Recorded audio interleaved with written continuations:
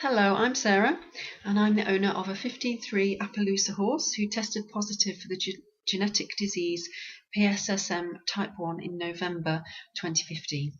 This series of short presentations has been produced to share knowledge about the disease PSSM and to help you hopefully in managing the issues if you care for a horse with this disease. Presentations 1 and 2 covered the technical biological details of what effect PSSM has on a horse from a cellular level and the genetic basis of how this comes about. You don't strictly need to know this or understand it fully to help your horse, but in my experience people have lots of questions as they try to navigate their way through with their horse, and the more we understand, the more it makes sense and the better the decisions we can make for our horses.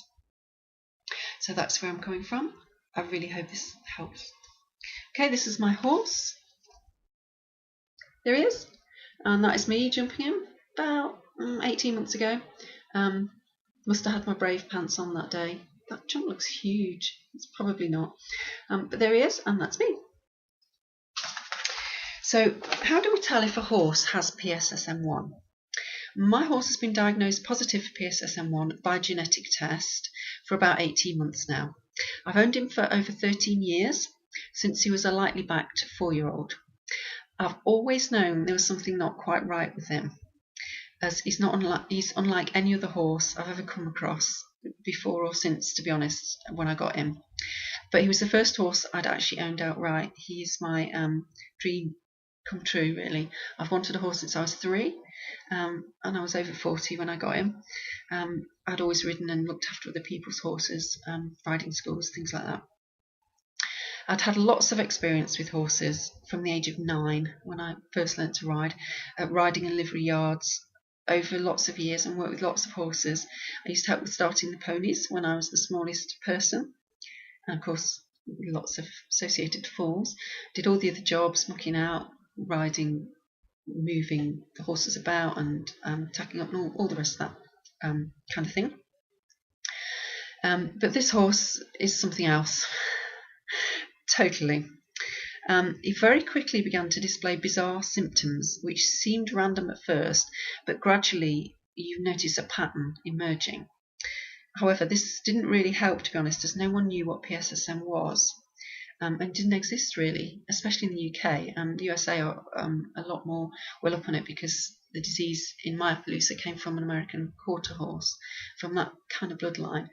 But nobody knew about it, certainly not my vet. I'd always wanted an Appaloosa, so I went to one of the best studs in the UK to buy, and I came home with Kearney Moonshine, whose stable name is Dave. He was rising 4 years old, and he'd had a rider on a couple of times in the previous autumn, then been turned away to grow a bit more over the winter. I watched him being ridden in the school, and everything looked fine. Nice movement, good attitude, calm and laid back, a very friendly horse. I had him 5-stage vetted, because I wanted no issues when I came to the work that I wanted to do. He was the only horse I'd ever had, and I wanted him to do everything. You need an Appaloosa for that, I think, if you want a horse that's going to do everything. I wanted to do endurance, certainly, jumping, eventing, trek. So I needed a pretty bright horse, and he is everything. He's all of those things and more.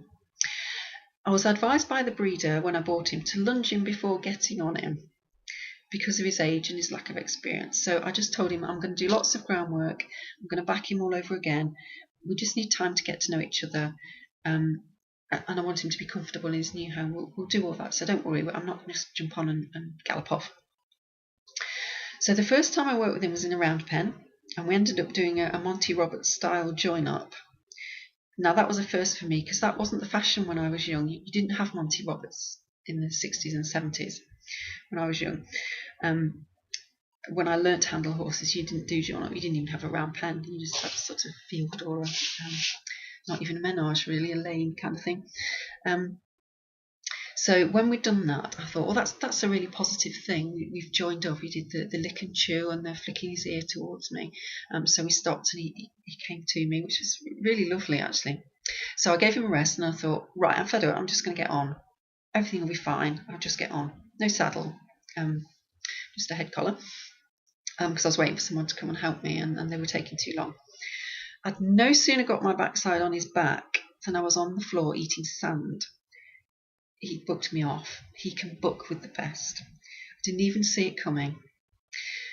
But because he was young and inexperienced and probably never been ridden bareback, to be fair to him, I just put this down to his youth, and thought we'll get him saddled and we'll get him ridden away. But booking became a feature of everything that we did, especially when he was asked to collect or particularly canter.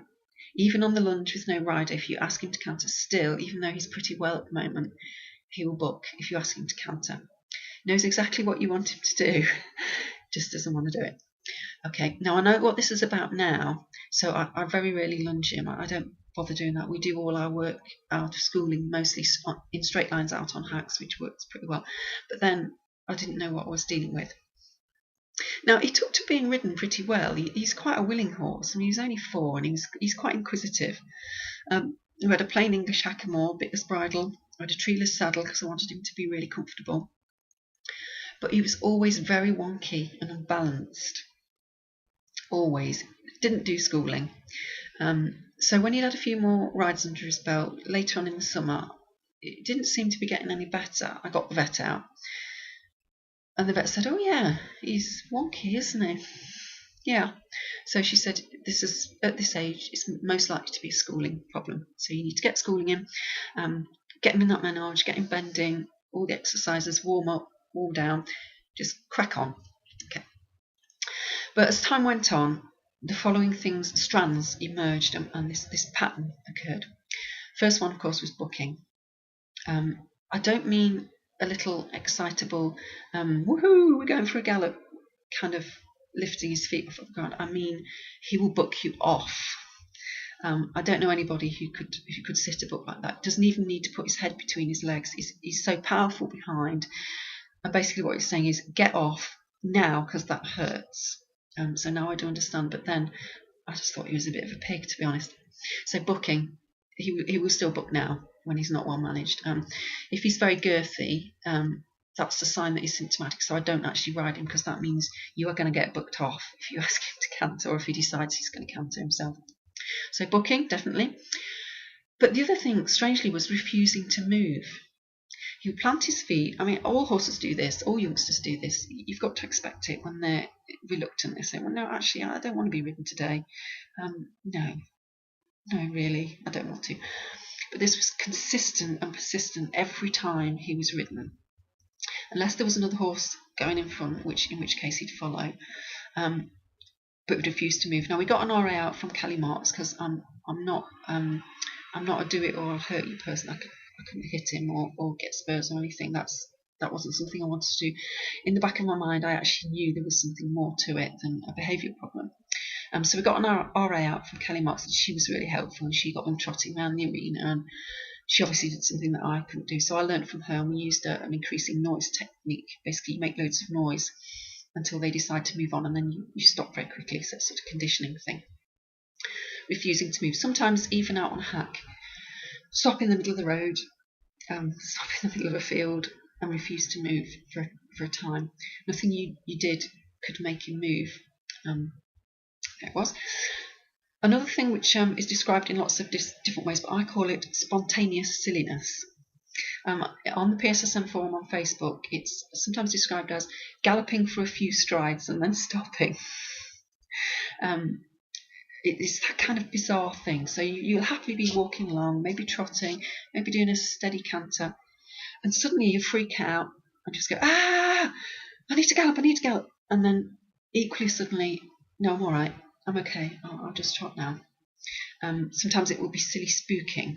Sometimes it will be spooking at something he's been past every day of his life. On that particular day, sometimes I'm not going past that. No, that's a horse eating flag, or that's a horse eating paper bag. Now, I've done lots of sensitisation with him because there were a lot of times when he was younger I couldn't ride him. We've done all that groundwork and obedience and stepping over tarpaulins and plastic bags. We've done all that. He isn't a spooky horse, which is why I've put it down as a symptom, really. It's not a thing that he's prone to, temperament-wise. But that silliness could just pop up at any single time, even when he was led, even when he was lunged. I once took him into an arena, and the lights went on. It was getting dark. Now, because he's an apaloosa and he's a few spot, they have congenital stationary night blindness. So once it starts to get dark, he can't see.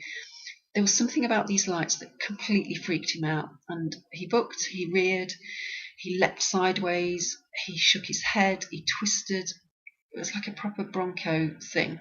I managed to stay on because I had my treeless saddle on, and the only time he stopped was when he whacked into the end fence. I don't think he could even see it. And then he just kind of snapped out of it and he let me get off. It was quite dangerous because there were two other horses in the arena and they just stared at us, basically. I was like, oh, what now? What now? Took him back to the yard, checked him all over, seemed to be fine, gave him his feed, gave him his hay. Next day it was fine. It was as if it hadn't happened. A lot of these things with PSSM are like that. You think you're going mad. Because all of these things, they sometimes happen with any horse, any youngster particularly. It's when it becomes a pattern. You might want to keep a diary or something and just write down what you're observing or what you're experiencing. That might help. So the next recurrent issue was hoof abscesses and laminitis. Okay, sore feet. Abscess after abscess after abscess, which I now know most of which is down to me not feeding him properly.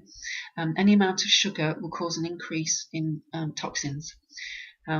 Probably disproportionately in the PSSM1 horse because the sugar is very quickly processed into this inaccurate form of glycogen. So when it gets broken down, it's not very efficient. So the metabolism takes over in other ways and you get lots of toxins which go straight to the feet. Sometimes it wouldn't even be lame. Sometimes it would just burst and there'd be blood and gunk oozing out of the sole or the coronet band. He wouldn't even notice. I'd just wipe it away, pick his feet out and off we'd go. Didn't even care. And yet other times he was extremely lame, and one loan owner that had him, she thought she was going to have him put down. She thought he had actually broken something in his leg. So abscesses of different times. Most of that's gone now, I think, because he's older and because I'm managing the sugar thing much better. Laminitis, that was the only diagnosis we had when he was younger, and it was particularly bad when he was on stressed grass, very short grass which was overgrazed. Because the sugar is very high in that. Another issue was he always had trouble holding his feet up for the trimmer. I don't shoe my horses. My horse is barefoot. He couldn't hold his foot up for very long. He would very quickly jerk it away and stamp it down. Which again, if you think about it, if you think you've got cramp in your arm, you don't really want to be holding it up and twisting it. You want it to be extended so that you can actually pull the cramp out of the muscle a little bit. I understand now, I didn't then. Luckily I had a very, very patient trimmer, and it once took us 4 hours to trim his feet. 4 hours, and there wasn't even that much that needed doing, so you probably wouldn't have got shoes on him anyway. Thanks to my lovely barefoot trimmer. I've got a different one now, and she's equally good. But again, she understands it and she lets him rest. She goes to another foot and comes back to the one that was sore. With lots of things you can do about that. So trouble holding the feet up, and again, stiffness and wonky gaits. So changing legs at the canter on a straight line, seeming to almost trip.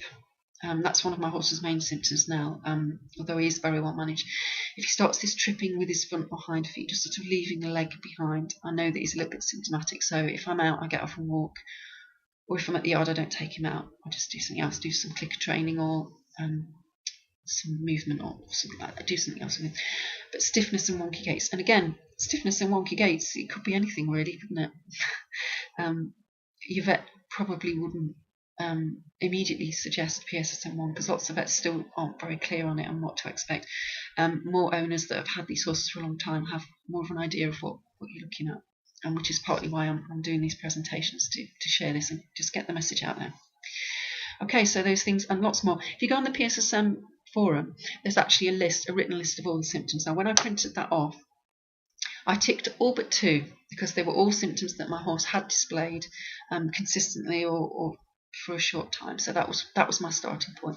So when I discovered that PSSM forum, I was absolutely, in a sense, delighted because I had some answers. I absolutely knew it must be this when I found it, but also it's devastating as well because the disease is genetic and there is no cure, and it can be very debilitating and can can affect your horse quite badly. On a yard where the grass was stressed, as I've already mentioned, very short and very sweet, there were a herd of miniature ponies on it with him. That was when he was at his worst, because there was so much sugar in that grass. At one time, he broke out into a massive sweat on a hack. The pony that was with us, so Welsh Section B, she wasn't even sweating, and she was a lot more stressy than my horse, which was why they were out together. The sweat was dripping off him, dripping off his fetlocks. He just had this massive sweating attack, which was quite worrying. I thought, oh, he's got some virus, he's got Vars disease, what are we going to do? I took him home, sponged him down. He was perfectly fine. The next day, nothing, you wouldn't have said anything could have happened. It was just no trace of it at all. So we were back with laminitis. So we managed him as a laminitis horse, and he started to do really well, because keeping the sugar out is the key. Keeping the sugar low is the key to keeping the horse well. Okay, so that's some ideas for if you have a horse that you suspect might have an underlying issue. I never say that a horse has a behavioural issue. I believe that horses are honest, and their symptoms are expressed through their behaviour, because basically we don't know how to listen to them. They're shouting at you. When my horse books me off, he is screaming at me, "Don't do that, it hurts." Okay, it's not a behavioural thing. He's not a mean horse. He doesn't mean to hurt me. Basically what he's saying is, I'm sorry, I can't do this, it hurts. So I've heard some PSSM symptoms horses described as poor work ethic. I don't agree with that at all. You're entitled to your opinion, but this is mine. A horse has a reason for the behaviour, and PSSM was my horse's reason, so I'm glad I found it. But again, it's devastating as well, because it's a lifetime condition, and I've been really dealing with that only for a couple of years now, so I've still got a lot to learn. I still keep on with the forum, and I still keep talking, I still keep my vet involved, and to be fair, she's brilliant. She makes allowances for him, and she discusses it with me, so that's brilliant, but some vets still don't understand what it is yet. So that's it for now.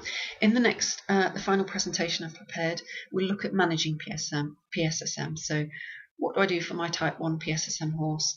Type 1 only. I don't know anything about type 2, although I might get my horse tested for it, because I have a slight reason to think there might be something else going on as well. But for now, this is just type 1, because the management of type 2, type 3 and the other types is very, very different. So just type 1. I hope to see you there. Thanks for listening.